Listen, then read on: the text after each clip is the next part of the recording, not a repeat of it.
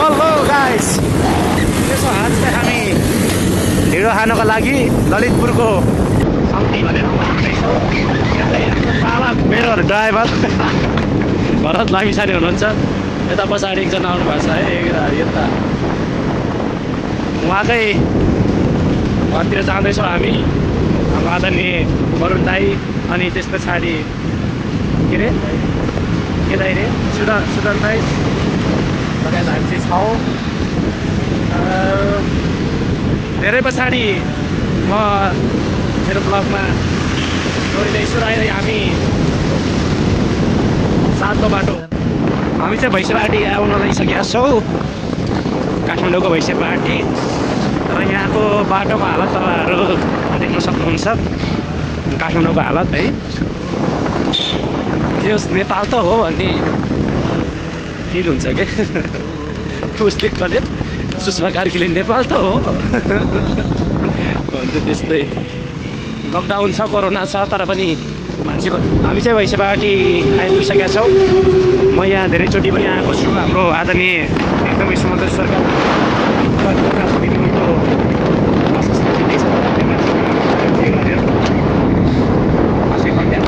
तर ठिकै छ। Will miss you.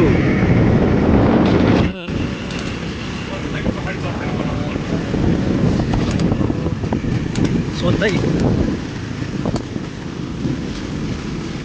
पर्यो राम्री त तिमी राम्री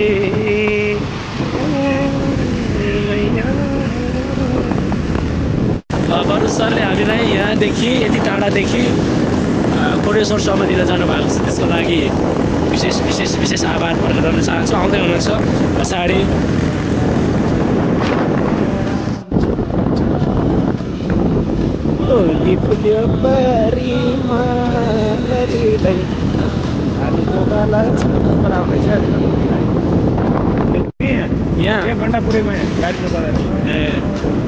एकचोटि प्रोग्रामको लागि आएको थिएँ यो ठाउँमा। बल्ल थाहा भयो, तर चिसो चाहिँ लास्ट चिसो सबै यसरी लास्ट परे जित्यो। वरुण दाइ इज लुजर।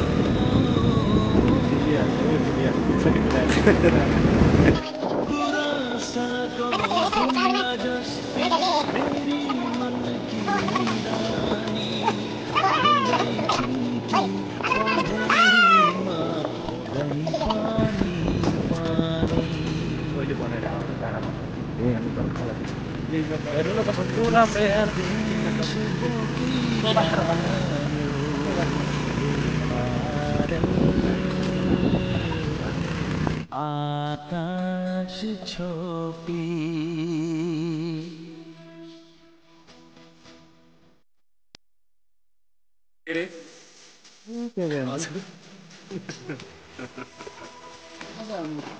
ठिक छ त, एकदम आउँछ यार। त्यही भएर त अघिदेखि कहाँ यति जङ्गलमा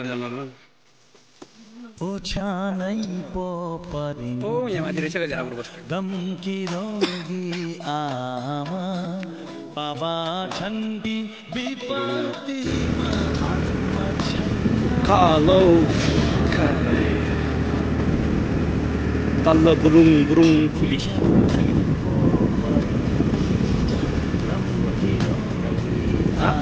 के लाइभ गर्नुपर्छ के ओरिजिनल दोहोरी कम्पिटिसन के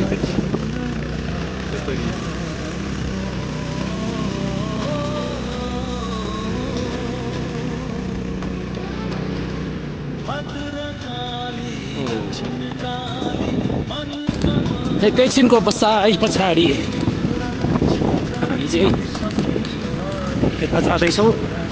दाइहरूले कहाँ लानुहुन्छ गाडीले थाहा छैन। धुलो लास्टै धुलो यही बाटो हो हेटौँडा जाने भने। ए तर हेटौँडा पनि कहाँबाट जाँदो रहेछ हौ।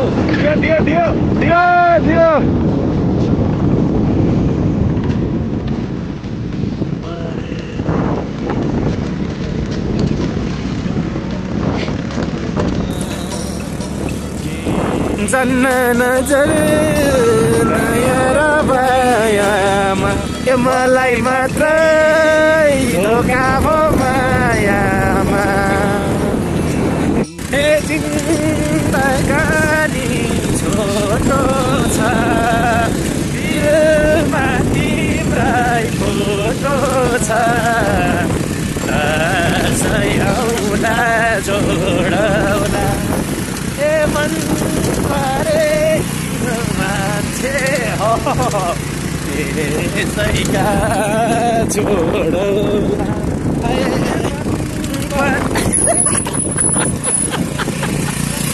मान्छे हो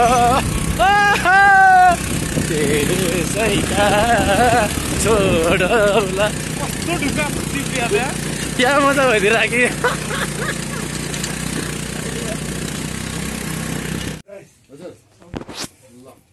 यहाँ त ऊ रोपेर रहेछ यार